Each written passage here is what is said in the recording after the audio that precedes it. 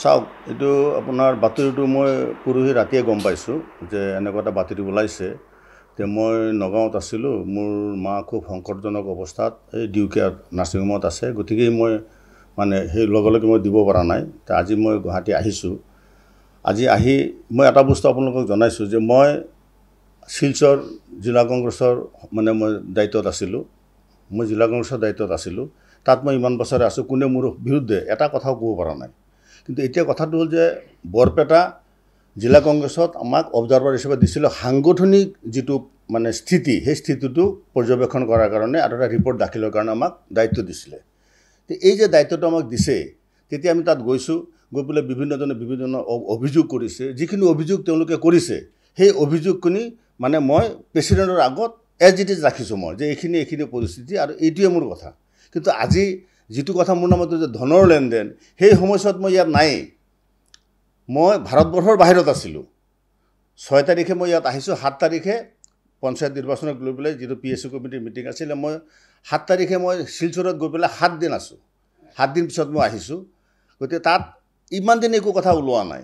যেতিয়া ইয়াত আমি অবজাৰ্ভাৰ ৰিপৰ্টটো ছাবমিট কৰিলোঁ, তাৰপিছত আজি এই কথাটো ওলোৱাৰ কি কাৰণ? মই যিজন মানুহৰ কথা কৈছে, মই আপোনালোকৰ আগত মই ডাঠিকেই কৈছোঁ যে সেই মানুহৰ লগত মোৰ জীৱনতে মই কোনোদিন সেই মানুহজনক মই পোৱা নাই আৰু কোনোদিন মোৰ লগত সাক্ষাৎ হোৱা নাই।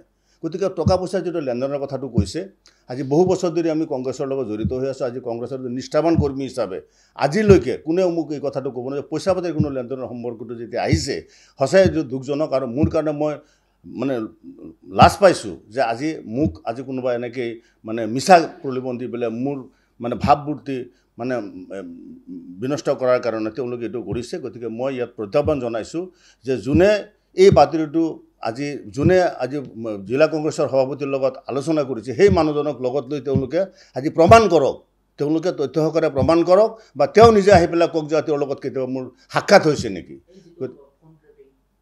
যিটো ফোন টেপিং হৈছে এইটোতো মোৰ আৰু কোনো ভইচ নহয়। মইতো খুব ভালকৈ চাইছোঁ যে জিলা কংগ্ৰেছৰ সভাপতিয়ে কাৰোবাৰ লগত কথা পাতি আছে, জিলা কংগ্ৰেছৰ সভাপতিয়ে কাৰোবাৰ লগত কথা পাতি আছে, আৰু সেই বস্তুটোৱে তেওঁলোকে ভাইৰেল কৰিছে। তাৰ মানে মই বুজিছোঁ এইটোৱে যে জিলা কংগ্ৰেছৰ সভাপতিয়ে এই নিউজটো হয়তো তেওঁলোকে মানে মোৰ অনুমান আৰু যিহেতু তেওঁলোকে পৰিৱেশন কৰিছে। যিয়ে নহওক, আজি সাংগঠনিক স্থিতিত মই কাৰো পক্ষ লোৱা নাই। মই নিৰপেক্ষভাৱে মই যিখিনি তাত মানে মানুহে বিচাৰিছে সেই বস্তুটোৱে মোৰ সেই ৰিপৰ্টটো মই সভাপতিৰ আগত, প্ৰদেশ কংগ্ৰেছৰ সভাপতিৰ আগত মই ছাবমিট কৰিছোঁ। আৰু তাৰ বাদে মই কাৰো লগত মোৰ কোনো ধৰণৰ কথা হোৱা নাই, বা তাত মোক সাংগঠনিক দায়িত্বটো মই নাই। গতিকে এই মানুহবিলাকে মোক কিয় লগ কৰিব? আজি মই শিলচৰৰ ইনচাৰ্জ হৈ আছোঁ, গতিকে মোক বৰপেটাৰ মানে লগ কৰাৰ প্ৰশ্নই নুঠে। 2 নম্বৰ কথাটো হৈছে যে যিজন মানুহৰ কথা কৈছে, মই আপোনালোকক অন কেমেৰা কৈ আছোঁ যে মই সেই মানুহজনক জীৱনতে মই লগ পোৱা নাই, আৰু কোনোদিন তেওঁ হয়তো মোক চিনি নাপায়। গতিকে এইটো আপোনালোকে যদি তদন্ত কৰে, তদন্ত হয়তো এইটো ওলাব যে আজি মই সেই মানুহজন যিটো চিনি নাপাওঁ, তে এনেকুৱা ধৰণৰ কথাটো কিয় হ'ল, তাৰ কাৰণে মই লজ্জা পাইছোঁ। আৰু আপোনালোকে এটাই কথাই জনাইছোঁ যে মানুহক যদি কোনোবা দোষী সাব্যস্ত হয়, তাৰ এগেইনষ্টত তেওঁলোকৰ শাস্তি হ'ব লাগে। কিন্তু বিনা দোষত এজন মানুহক যদি অপমান কৰে, সমাজৰ মাজত যদি তেওঁলোকৰ ভাৱমূৰ্তি ম্লান কৰাৰ কাৰণে কোনোবাই চেষ্টা কৰে, তাৰ কাৰণে মই ভাবিছোঁ যে আগন্তুক দিনত মই তেখেতক বিনম্ৰভাৱে অনুৰোধ জনাইছোঁ, যদি তেওঁলোকে কোনো ধৰণৰ এনেকুৱা প্ৰমাণ আছে, তেওঁলোকে সেই প্ৰমাণ তেওঁলোকে ইয়াত আহি পেলাই প্ৰমাণ কৰি দিয়ক। সেই প্ৰমাণ লৈ পেলাই যে আজি মোক দোষী সাব্যস্ত কৰাৰ নহ'লে মই অনুৰোধ জনাইছোঁ আপোনালোকৰ যদি যে কোনো কাৰণত যাতে মোৰ ভাৱমূৰ্তি ম্লান কৰাৰ কাৰণে আজি সমাজত আমাৰো এটা স্থান আছে। আজি আমি মানে মানুহৰ মাজত লাজ পাইছোঁ এই কথাটোৰ কাৰণে। মানুহেতো কিছুমানে ভাবিব পাৰে এনেকুৱা কথা তেওঁলোকে দুৰ্নীতিত লিপ্ত হৈছে, গতিকে মই কোনো ধৰণৰ দুৰ্নীতিৰ লগত লিপ্ত নহয়। আৰু যিজন মানুহ লতিফ বোলা যিজন মানুহৰ কথা কৈছে, সেই মানুহজনক মই আজিৰ তাৰিখলৈকে চিনি নাপাওঁ, আৰু কোনোদিন মোৰ লগত দেখা হোৱা নাই। আপোনালোকে তদন্ত কৰি চাওক, যদি তাত কিবা আপোনালোকে প্ৰমাণ পায়, তেতিয়া তাত বিহিত ব্যৱস্থা মই লোৱাৰ কাৰণে মই আমাৰ প্ৰদেশ কংগ্ৰেছৰ সভাপতিক মই অনুৰোধ জনাম যে আপুনি মানে এইটো তদন্ত কৰি পেলাই যদি মই দোষী হওঁ, তেতিয়া মোক এইটো আপোনালোকে এটা নিৰপেক্ষভাৱে তদন্ত কৰি পেলাই যদি মই দোষী, তেতিয়াহ'লে মোৰ বিচাৰ হওক। আৰু যদি নহয়, কিয় কৰিছে এই কথাটো, এইটো কাৰণে মই তেওঁৰ ওপৰত দাবী জনাম আৰু ইনকুৱাৰী কৰি তাৰ কাৰণে মই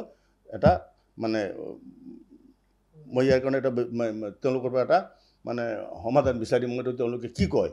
গতিকে মই প্ৰদেশ কংগ্ৰেছৰ এজন সাধাৰণ সম্পাদক হিচাপে মই আপোনালোকৰ আগত অন কেমেৰা মই কৈ আছোঁ যে সেই মানুহজনক মই কোনোদিনে দেখাও নাই, বা তেওঁৰ লগত কোনোদিন মোৰ লগত লগো হোৱা নাই, মোক হয়তো চিনিও নাপায় তেওঁ। কিন্তু কি কাৰণত কোনে কৰিছে সেই কথাখিনি তদন্ত কৰিলে নিশ্চয় ওলাব। আৰু আগন্তুক দিনত হয়তো ময়ো চেষ্টা কৰিম যে তাৰ ভিতৰত কি আছে, কেনেকৈ নিউজটো ওলালে যদি সবিশেষ তথ্যটো মই উলিয়াব পাৰোঁ, তেতিয়া আপোনালোকৰ আগত মই অন কেমেৰা বহি পেলাই আকৌ ক'ম। যিহেতু মোৰ এনেকুৱা কোনো ধৰণৰ কামৰ লগত মই জড়িত নহয়, গতিকে মোক কিয় এই ক্ষেত্ৰত মোক মানে সমাজৰ মাজত মোক মানে লজ্জানত কৰাৰ কাৰণে তেওঁলোকে চেষ্টা কৰিছে গতিকে সেইটো কাৰণে মই দুখিত আৰু আপোনালোকৰ জৰিয়তে মই অনুৰোধ জনাইছোঁ যে আগন্তুক দিনত কোনো দিনে যাতে কাৰো এগেইনষ্টত খালি মোৰ বুলি নহয় বিনা দোষত কোনো মানুহক যাতে কোনেও এনেকুৱা ধৰণৰ হাৰাশাস্তি নকৰে বা নিজৰ ভাৱমূৰ্তি বিনষ্ট কৰাৰ চেষ্টা নকৰে তাৰ কাৰণে আপোনালোকৰ আগত অনুৰোধ জনাইছোঁ আৰু আগন্তুক দিনত মই মানে যদি ময়ো চেষ্টা কৰোঁ আপোনালোকে চেষ্টা কৰক যদি আপোনালোকৰ চেনেলত ওলাইছিলে আপোনালোকে চেষ্টা কৰি ক'ৰ পৰা তেওঁলোকে এই চ'ৰ্চটো পালে আৰু কোনে ক'লে তেওঁলোকক পইচা কেতিয়া দিছে কোন তাৰিখে দিছে কাৰ আগত দিছে বা মোক লগ পাইছে নেকি গোটেই কথাখিনি আপোনালোকে মানে ইনকুৱাৰী কৰিলে আপোনালোকে তথ্য ওলাই যাব গতিকে সেই বিষয়ে আপোনালোকে কৰক গতিকে আপোনালোকৰ যিহেতু আপোনালোকৰ চেনেলত ওলাইছে গতিকে আপোনালোকৰ তাত মই স্পষ্টীকৰণযোগে কৈছোঁ যে এইটোত মই কোনো কাৰণতে জড়িত নহয় মই আৰু কোনো ধৰণৰ টকা পইচাৰ লেনদেনৰ লগত মোৰ কোনো ধৰণৰ সম্পৰ্ক নাই